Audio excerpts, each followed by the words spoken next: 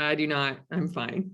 Welcome, everyone, to the Rapier Madness track of Virtual Beltane 2021.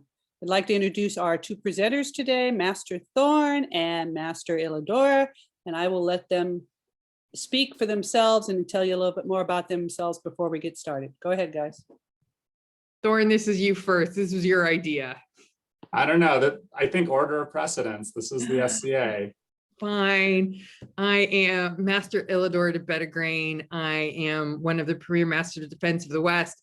And because of basically mundane reasons, I had to move. I currently live in Atlantia, but I am a subject of Ethelmark. All you, Thorn. Thank you, Master Illadore.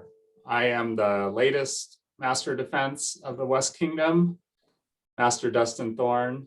And as Illadore so kindly stated, this was me bringing her in, partly because, you know, I just feel like we need more representation, we need more voices.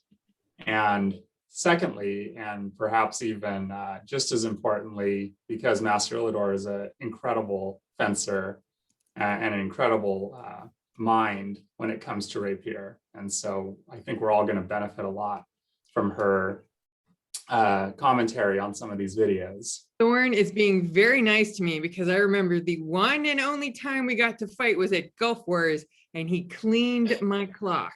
So it was, I was thinking you were going to go more with like old and new. That's how we were going to do this, really. Well, speaking of old, I think you still had your old knees then. You didn't have your bionic knees. I did have my old knees then. I am now upgraded. Illadore 2.0. Yes, I am upgraded. So and then so today what we're planning to do, and this was sort of Bridget's brainchild actually, was we're planning to go through a series of video clips of SCA rapier fencing. We're going to try and hit as broad a spectrum of that as we can. And then probably we'll keep the videos muted while Illadore and I talk over them. So I'm going to go ahead and share my screen.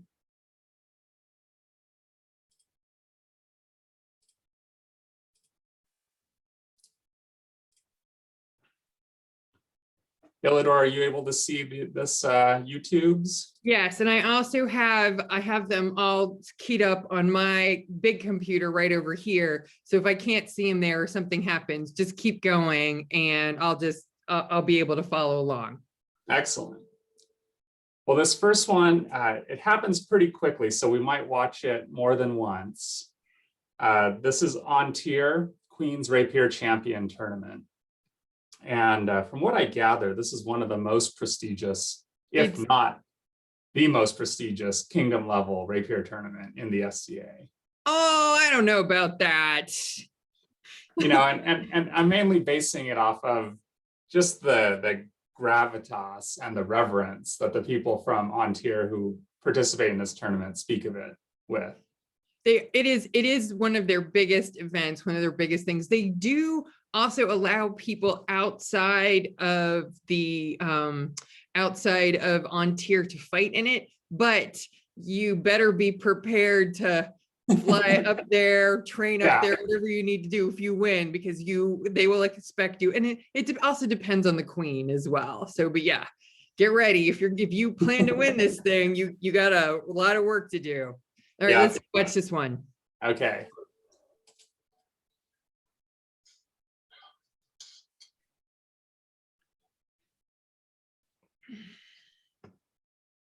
So one of the things I noticed in this one is really the footwork. Oh, so quick.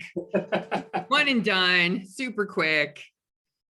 So can you go back a little bit and then let's pause right before the moment where Blue basically walks in and murders the gentleman in white.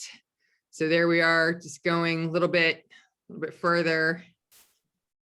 Almost. Okay, one thing I want you to notice right here is look how unbalanced he is. Look at where his feet are and his knee is pointing. So the person in blue completely capitalizes on this because the white person in white is off balance. Okay, move forward a little bit. And then, yeah, so the person in blue goes for like kind of an upward attack, and the gentleman with the rondelle comes down, and then they get trapped with that blade, which brilliant move. What do you think, Thorn? Yeah, I watched this and I see what I would classify as just textbook buckler destruction. and this is, you reference that high line attack. I see it more as a constraint of buckler's blade. So right there, even though buckler disengages, Right. The tempo that's seized upon is both what you called out with the foot being in motion and the balance shifting, buckler's balance shifting, but also I saw that blue's blade get in there and briefly constrain buckler's sword. Yes. And so that's just a classic tempo. And then because blue has both a sword and a dagger and buckler only has the buckler. But it's wrong side, but it's basically just a like this. And it's just beautiful. It's just a beautiful, quick, like, oh, I know what to do. Trapped, tap. Yeah, and I feel like blue knew the play from Leon and was just looking for the opportunity, which that's exactly what I advise my students. I mean, you come up with your game plan based on your opponent, and you just push through confidently and focus on that and let the training take over. I do. Yeah, I agree with you. I feel like blue knew what was coming. And that could be because they have seen this fighter before. Oh yeah. Well, we'll finish it out. One other thing that I just got to say about this is I love the garb. Oh yes. Garb especially. This is just such a cool look here. I mean, I haven't seen anything like this before. I mean, come on. This is like practically like a Hollywood blockbuster moment, right? She's like walking out of the screen. And I apologize. I don't know what the correct pronoun that this person prefers is, but this is just. I don't know if the fabric, like the design is accurate, but the cut absolutely is. The cut looks great. So yeah, very colorful, good cut. I'm very happy with this outfit. Not that we're here to judge people on their clothing. We're supposed to be judging them on their fencing, but it's a whole package really, right?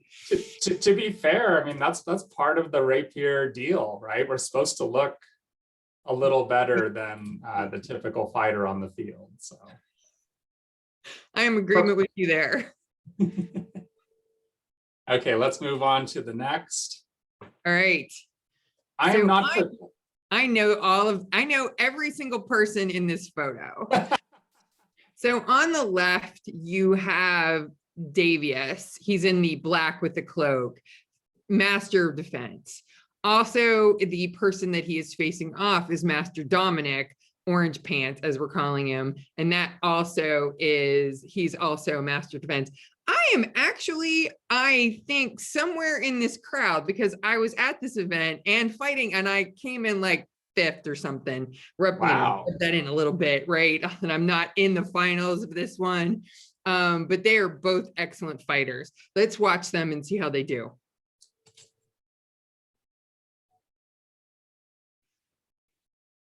So there's some hugging because they know each other.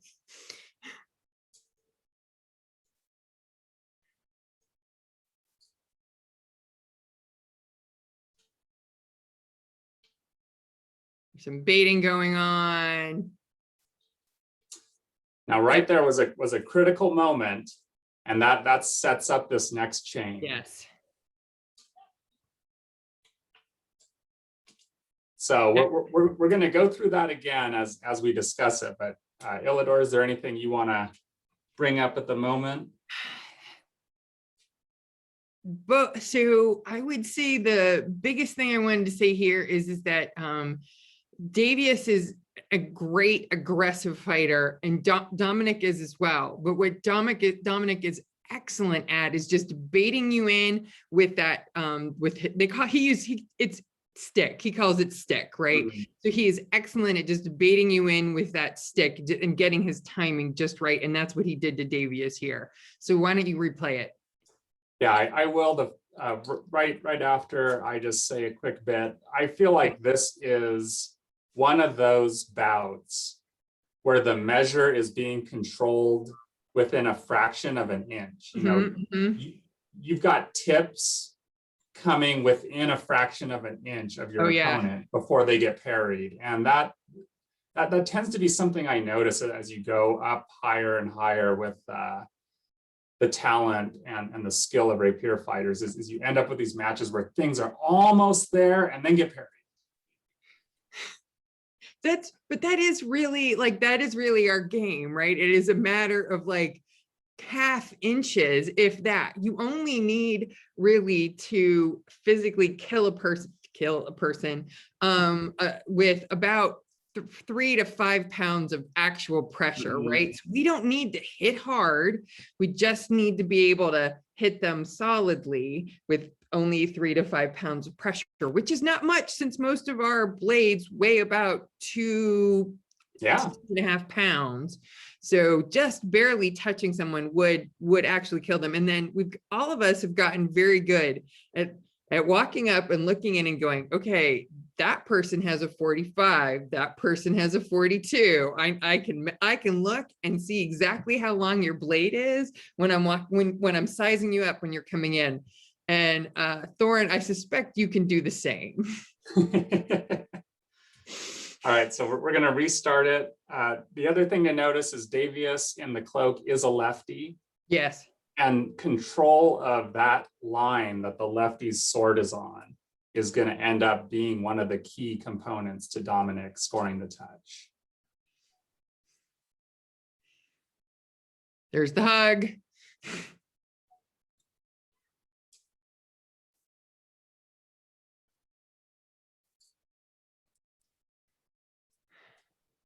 Dominic can also back up on a dime. Oh yeah. Yeah, and here's that. Oh, so close. That dagger was so close. Low probability shot, but so close. And then here's Dominic sucking Davius in. Yes. Yep, there it is. And we'll just I'll see if I can. So we'll go back to that dagger throw. Yeah, low probability there, but enough to get him probability, but like you said, Dominic's recovery. Fantastic. Fantastic recovery. I mean, look at he fully committed and he's already backing out.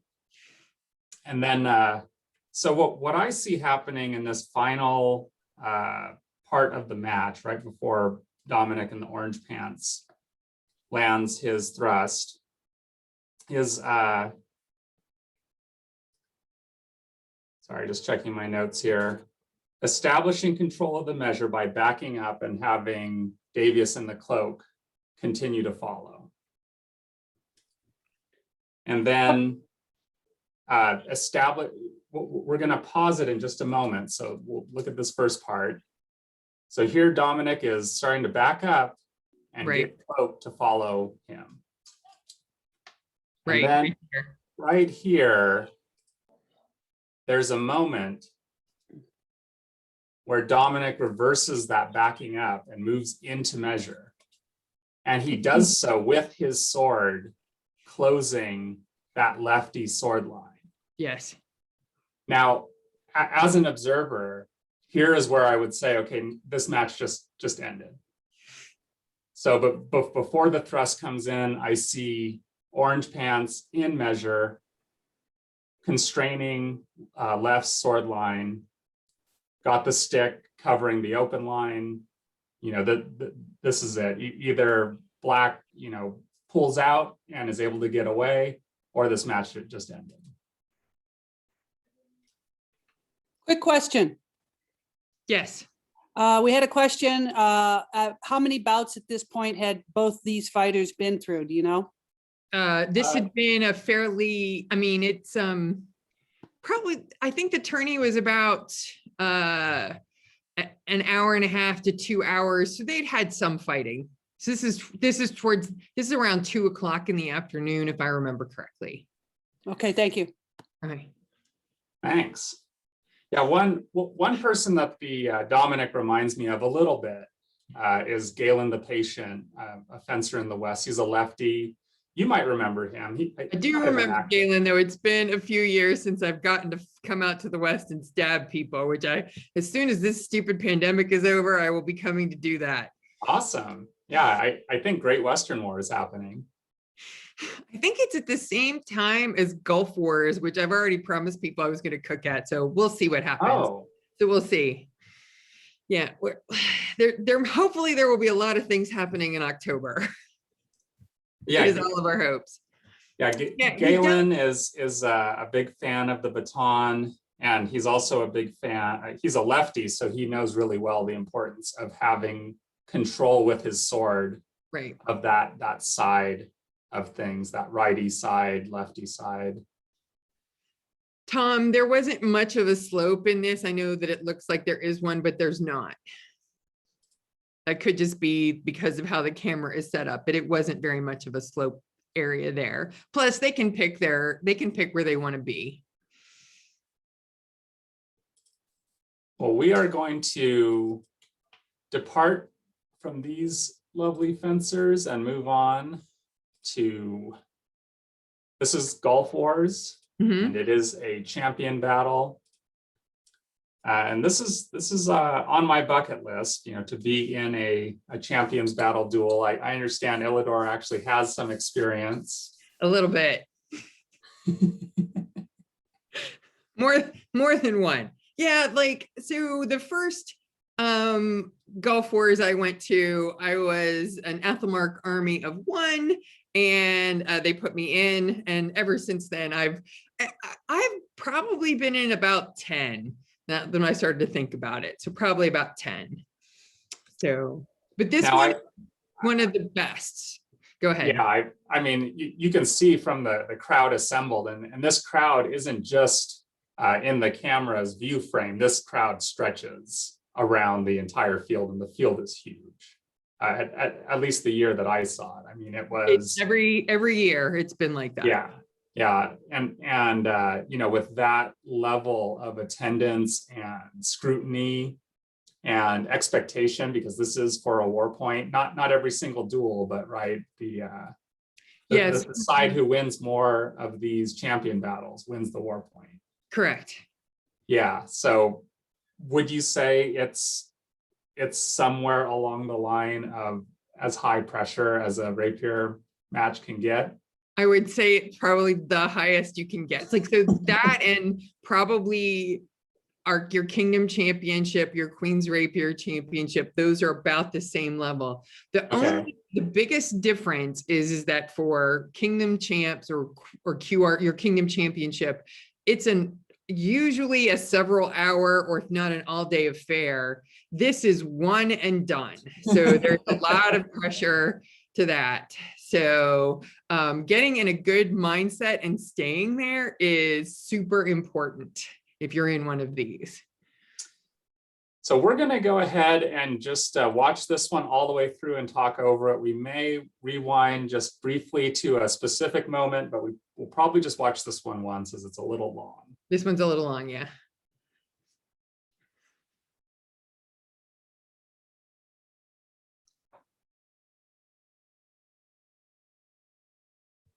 So one thing I wanted to point out is I believe they're both cadets because they're both wearing red scarves. Oh, I didn't notice the red scarf on orange. It kind of blends in. Yeah, it does, but I could see it right there. Mostly it was like not the white scarf I thought it was. So I like that her skirts are hiding her legs. Oh, I didn't even think of that. I've had difficulty scoring touches against opponents in skirts because I can't tell where the leg is. Right, that is one of the advantages of wearing a skirt. I recommend it. But also because sometimes, depending on the material the skirt's made out of, it acts like a cloak and kind of absorbs some of Does a little the, bit, the yes. thrust a little bit, so you don't actually make it all the way to the shin or whatever. This is a basic, oh, there we are. Yeah, so And this one just ended up not being a good touch on either end. I think they No. rewrite this one.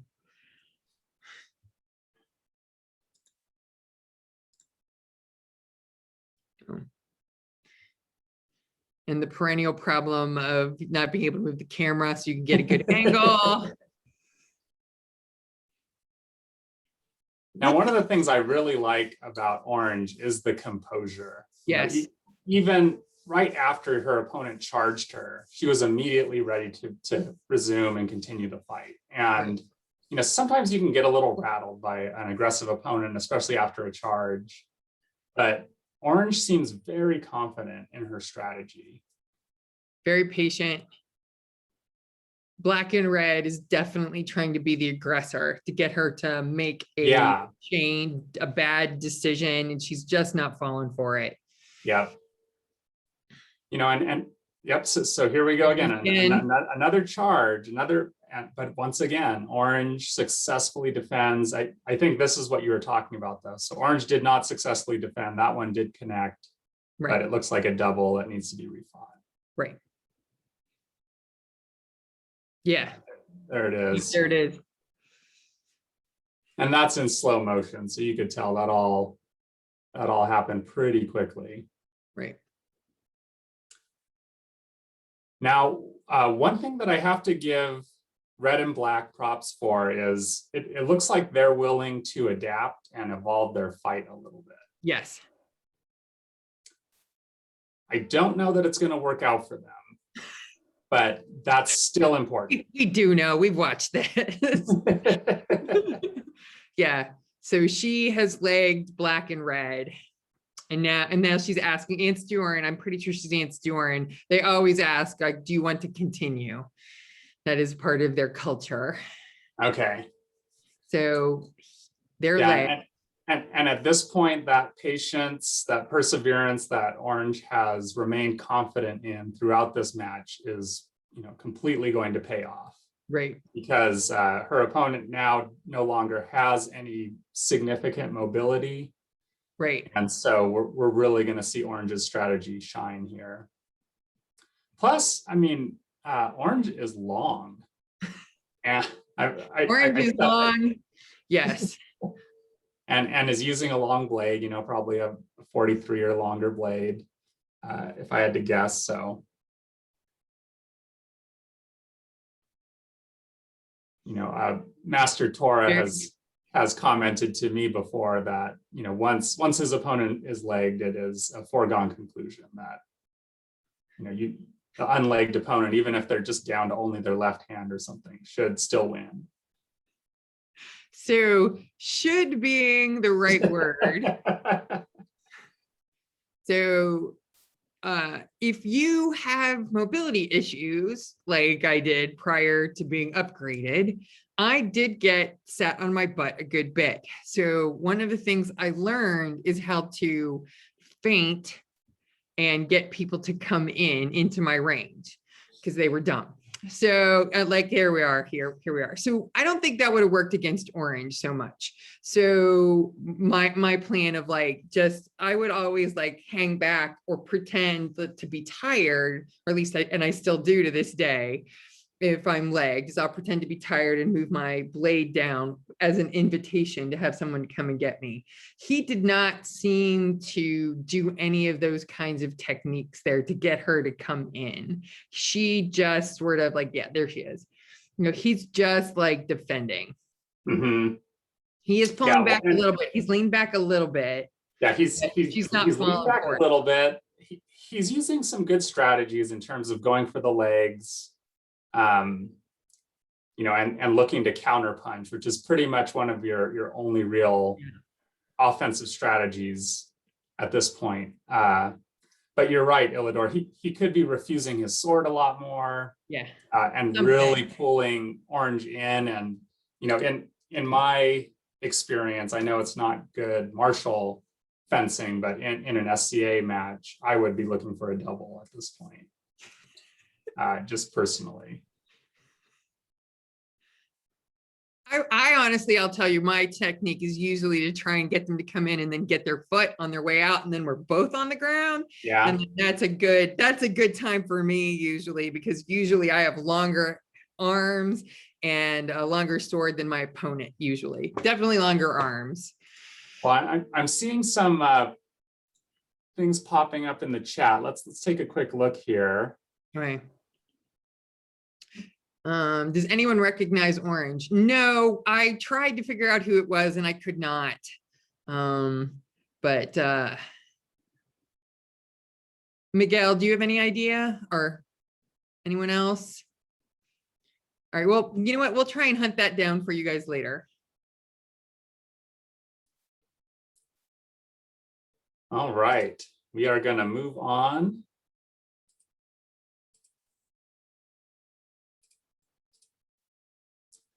To another champions battle, this time in Penzik.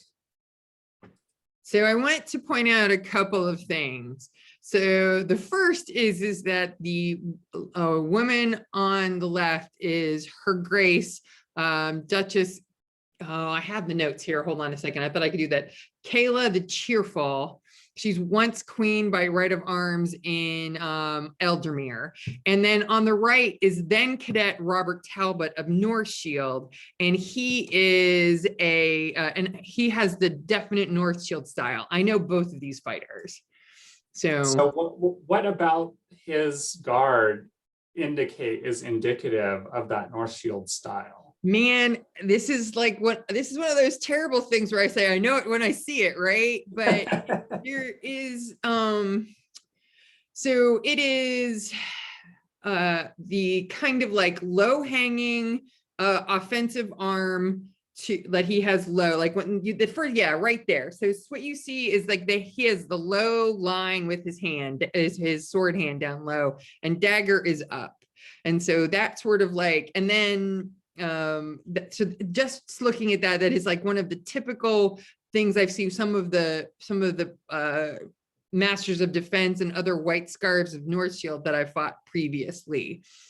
Kayla the Cheerful is fighting, she's fighting two swords. She is an aggressive fighter, which you all will see here shortly. And it's not pure aggression though. It's like this incremental aggression where she wants to maintain excellent measure, but continue to be the one kind of threatening. Aggressive doesn't mean charging. Aggressive means like willing to get in there, and she is, at least for me, at least that's what it means for me. Yeah, this constant stepping into measure with, you know, some presentation like there, that can be very difficult to face. Yes, she gets in and out a lot. And as the you know, shorter opponent, not sure what happened there. Didn't seem pretty enough, maybe. No, I think she got him there, and he was asking her if he got her on the side, and he did not. But that's the end, I believe. Gotcha. So we will rewind a little bit and go back through this one. All right. Now, is there anything that you specifically that you want to point out about this one?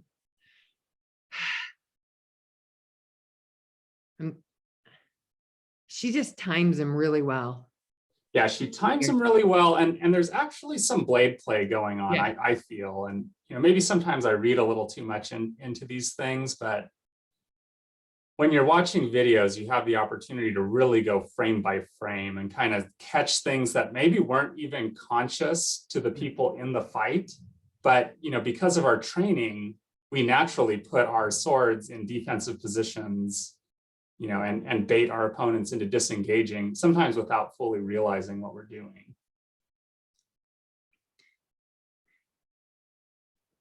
So on one of these closes into measure, I feel like there's a little more probing going on from Pink.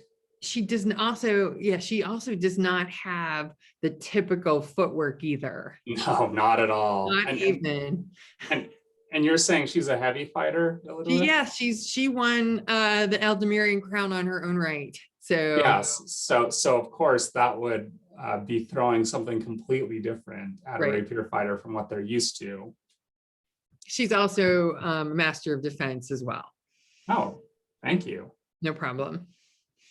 Yeah, Black seems to me like he wants to counterpunch, like he wants to parry the incoming shot, defend and then riposte. And Pink just is not giving him that opportunity until she feels like she has the advantage. I agree with you wholeheartedly. That is one of his styles I have fought him with in the past, as well as some of the other North Shielder kind of style. Though they probably will get mad for me saying that they have a style, but they do. There's like at least one group at North Shield that I have fought many times at Gulf Wars that have that same sort of like baiting you, trying to get you to come in, and then kind of like that, just that snap at the end, which is what I think he tried to do here and didn't quite. Yep, there we are. And then just doesn't quite get it.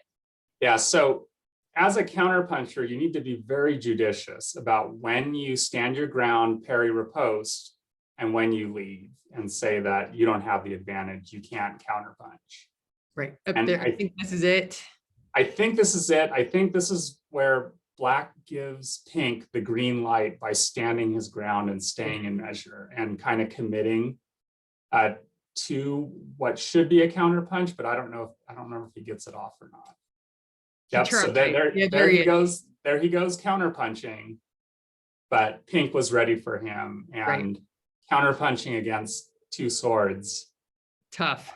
Not easy. Basically, my strategy when fighting against an opponent with two swords is I have to deal with both their swords before I have a tempo in which it's safe for me to attack my opponent. Yeah, so that there was. Yep. Black stood his ground, Pink seized her moment and was able to keep his sword line closed.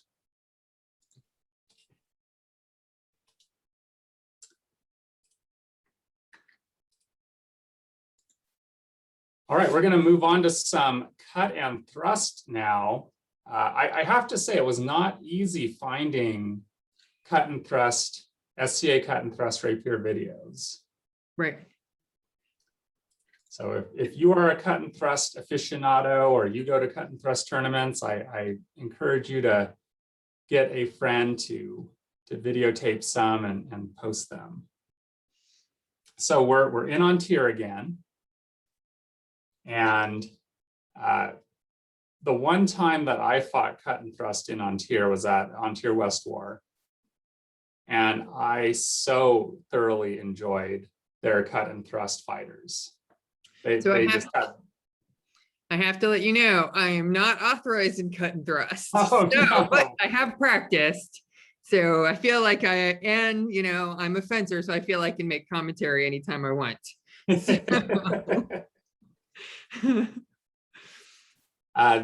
is going to be a longsword bout that we're watching. Yes. So one of the things here that I like about this is that he's got his sword up above, and I like to call that is when the sword is actually pointing at you, but not really, because he just brings it straight down, and you kind of know where it's coming, but he knows what his movement is going to be when he gets in. So he gets backed up against the ropes, but I think they reset. Yep, here we go. This move's brilliant. Yep, there we go. There it is. Bang.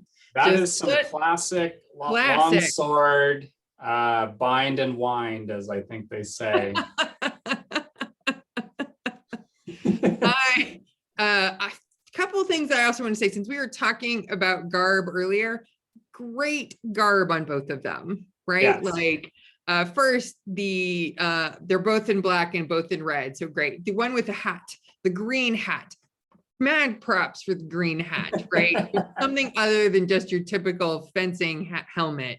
And two, also mad props to the other gentleman, because I do like his helmet that he has. Illadore, I think this may be a female fighter. What? Yeah, if It memory is very serves. hard to tell when they are in armor, but It you're right. is. I start just using It is. they or just calling them by red and black there. So Yeah. And again, I have to apologize. I don't know the correct pronoun, but right. if memory serves, I did face this fencer, and they are female. Excellent. Yeah, so one other thing that I want to mention about this is there aren't many cut and thrust longsword fighters in the West currently. However, I will say that this is probably the main crossover that we get right now from the HEMA community. Oh yes. So people who are interested and attend HEMA schools or HEMA study groups tend to become more interested in SCA rapier events when there's a cut and thrust aspect to them, because then they can bring their long sword and right. or possibly their saber, even though sabers aren't exactly period to what we do. That I have noticed that. So I have done some HEMA in my time, and I will say the longsword tournaments are much more, there are many more people interested in longsword than there are in rapier.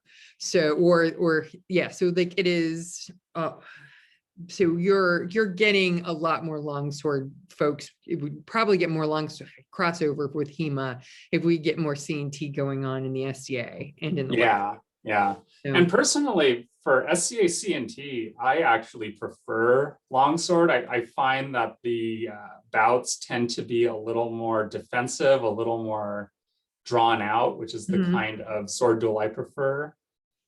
When I've noticed, and again, watching the C&T videos with the sword and shield, because it is lightest touch, I've noticed that those C&T bouts tend to go pretty quickly. You know, pretty much as soon as you close, there's either an opening or there's not. And more often than not, I see the C&T just end, as soon as measure is closed. Master Thorn, you and I will have to disagree here, as I like short fights, because the longer you are alive, the more likely you're going to kill me. So one and done is usually my preferred. I appreciate the honesty.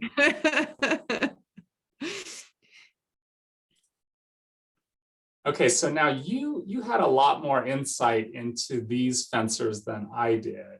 So on the left, I believe, and this is this the quarterfinals? Yeah, this is I think it's Maester or Master Caitlin on the left, and on the right is Master Brian.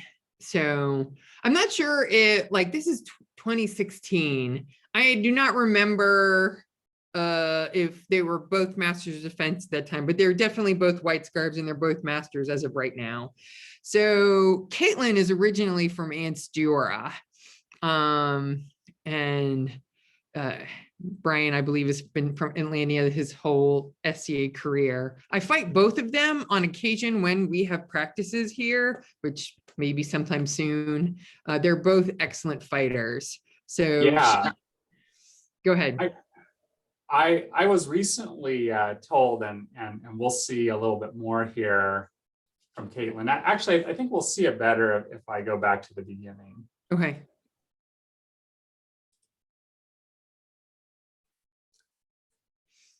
So Master these fighters Caitlin, know each other and fight each other all the time.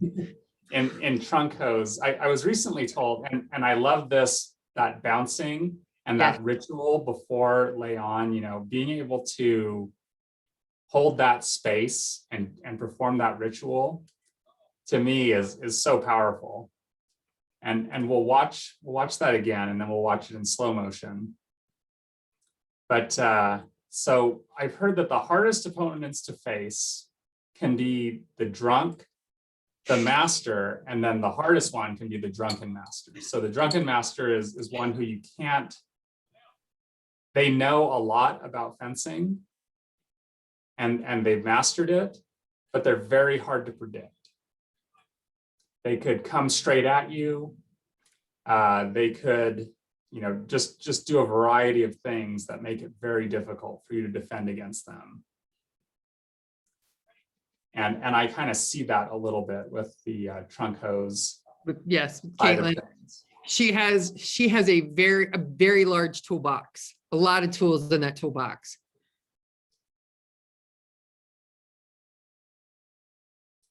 But the Master Brian on the right in green, I definitely give him a lot of props. He knows his strategy, he sticks to it. Did she just hug him to death right there? Well, I think because of the extremity of the blade bend on this one, I mean, Yes. you can see her sword is almost bent in half there. I think that warrants a bit of a hug and huddle. That's probably true.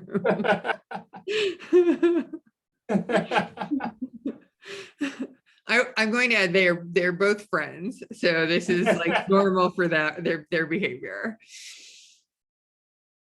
Yeah, I think this is in slow-mo, right? Yeah, there we are. Now, and to Trunk Hose's credit, she pulled that shot off to the side. It's not clear from this angle, but I can see that her arm extended out away from her opponent, not towards her opponent. So.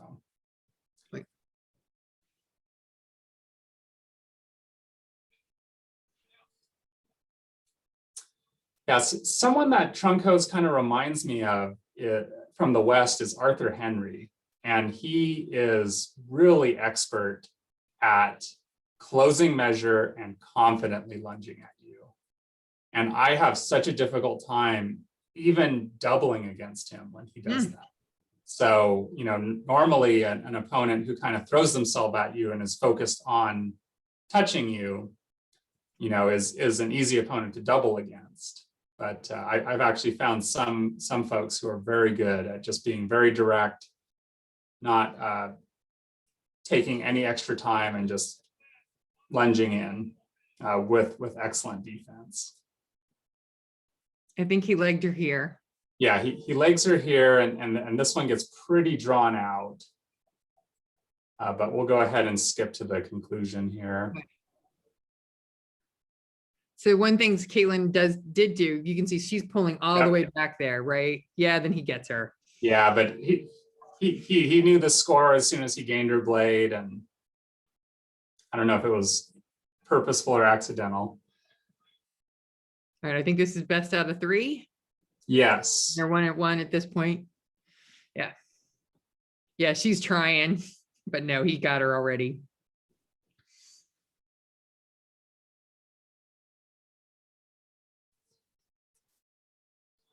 She did do, as I was talking about earlier, though, like doing her best to get him to come in. He just timed her and got off balance.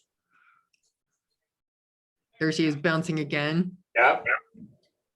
Yeah, and what I like about this one, it's a little difficult to determine what tempo Trunk Hose Master Caitlin keys off of, but it seems to be as soon as her opponent comes into charging range, that's her signal to go. So she almost did it there. Yeah, she is fearless and will just come at you. Almost did it there. So Brian should know what's coming here. You would think. Little bit of a reset happens. Mm-hmm.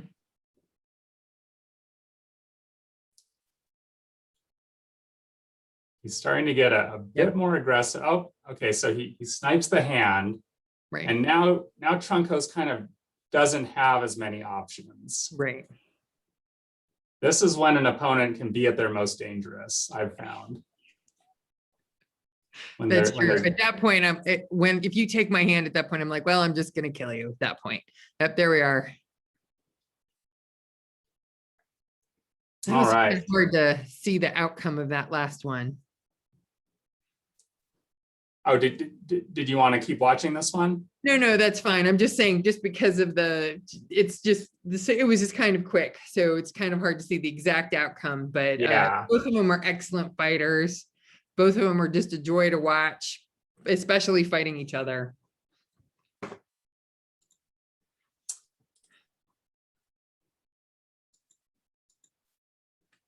Now this one, we'll go ahead and play it. We'll watch all 3 passes. Okay. Maybe rewind for certain moments, but I just love the spectacle of this. I do This too. is so SCA to me. So I What? really want to talk about between the first and second fight, something that I really noticed. Yeah, we've got the guy on the person gold trying to get the black to come in. Here we are. You know what, Monica, I need to interrupt you just for a second. It looks like we've had some chats come in. Okay, I just want to address those before we move on. Sorry about that.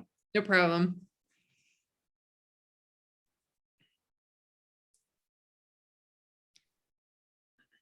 Okay, so going back, I see a question about Degrassi from Bridget.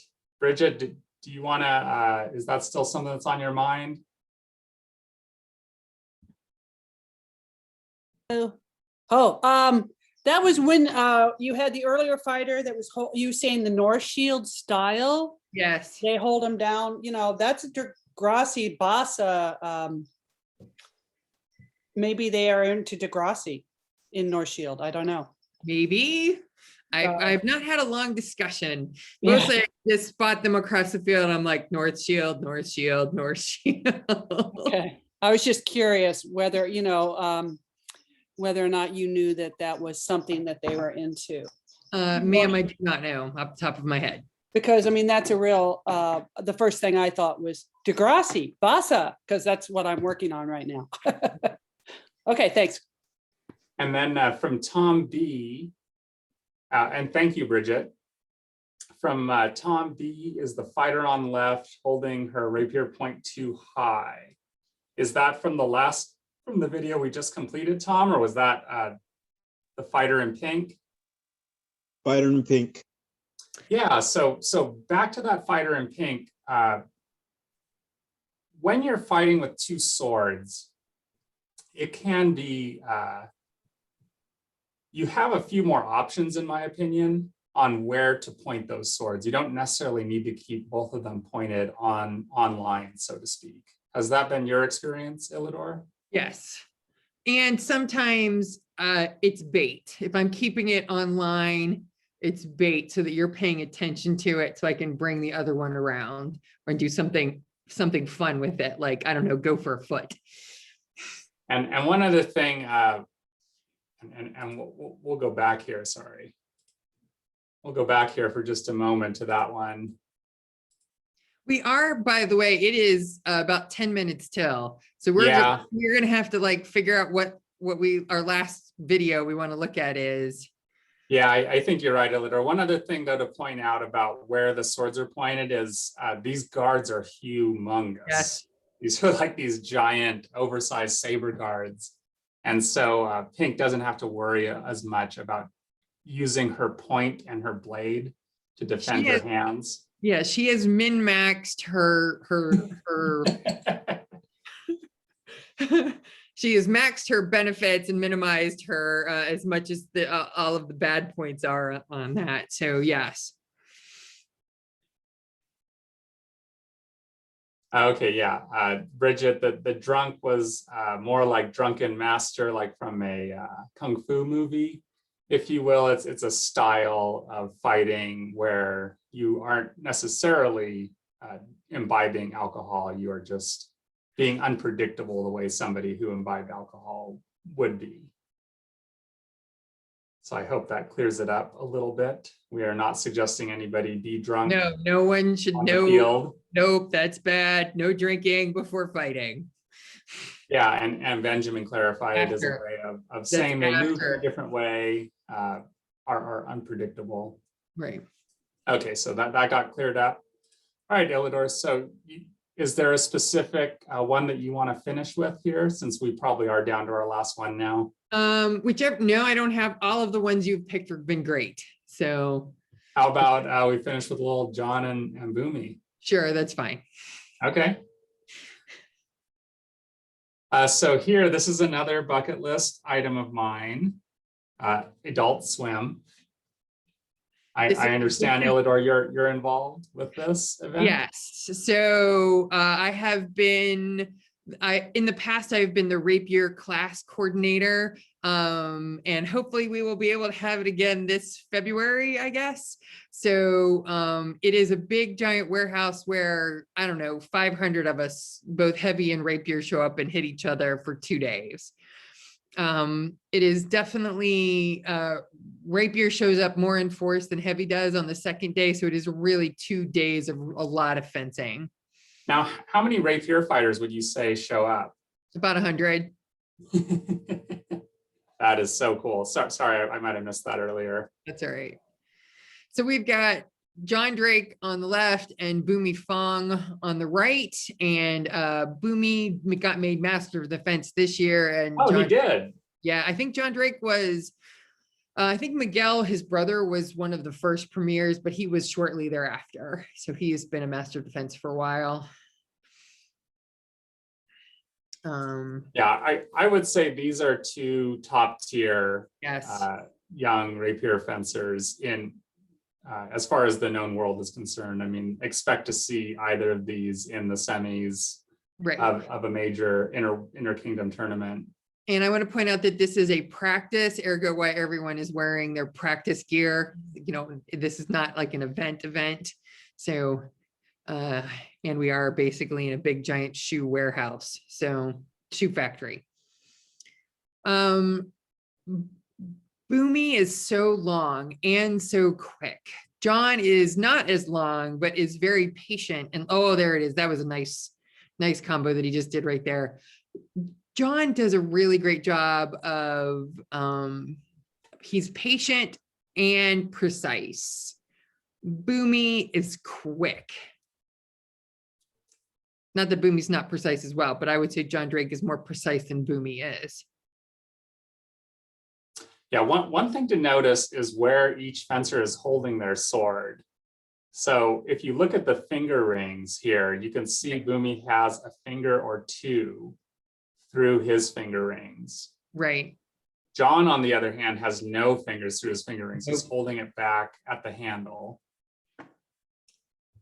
So John is actually gaining an extra, call it 1.5 inches over Boomy. Yeah, but I don't think his sword is, like, at least from that angle, it doesn't look like it's a 45. No, I don't think it is either. Yeah, it is not. Nope, there we are. Boomy, however, fights with a long sword. Up there. Look at that, gone for the foot. Yeah, great. But I like how he uh, protected his head with the dagger, like he Mhm. knows it's coming. Got him on the ground. and just a great example of having that toolbox. Right. You know, even when you're just sparring, training, working on something, you owe it to your opponent to kind of dig into your bag of tricks. Now that depends. Sometimes I may not want to show my opponent all of my bag of tricks. I'm going to be fighting them next week in Kingdom Championship. Just saying. I might have done that to His Majesty Uther long ago. Oh, here we are. Oh, there's Boomy's back down. Yep, so we're coming into some of their final passes. And one of the things that I really notice about this session is how effective Boomy's retreats are. Yes. John can be a very difficult opponent to keep measure with. Yes. And when he sees the opportunity to lunge, you know, it's rare that he doesn't read. And right there, Boomy survives, you know, a pretty committed lunge. Yeah. Because Boomy can back up like no one's business. I have only beaten him a couple of times because I basically got him up against the ropes. Yeah. So there, I just want to rewind really quick on Please this do. pass. Yeah, you got 3 minutes, guys. All right, we'll finish that up and then we'll say thanks to everyone. Yeah. Let's watch his last pass. You know, so here you can see an example of John on the right gaining the measure, lunging and making it to the helmet, no problem. So here we come into the last pass. And I think this one might go to Boomy. I think you're right.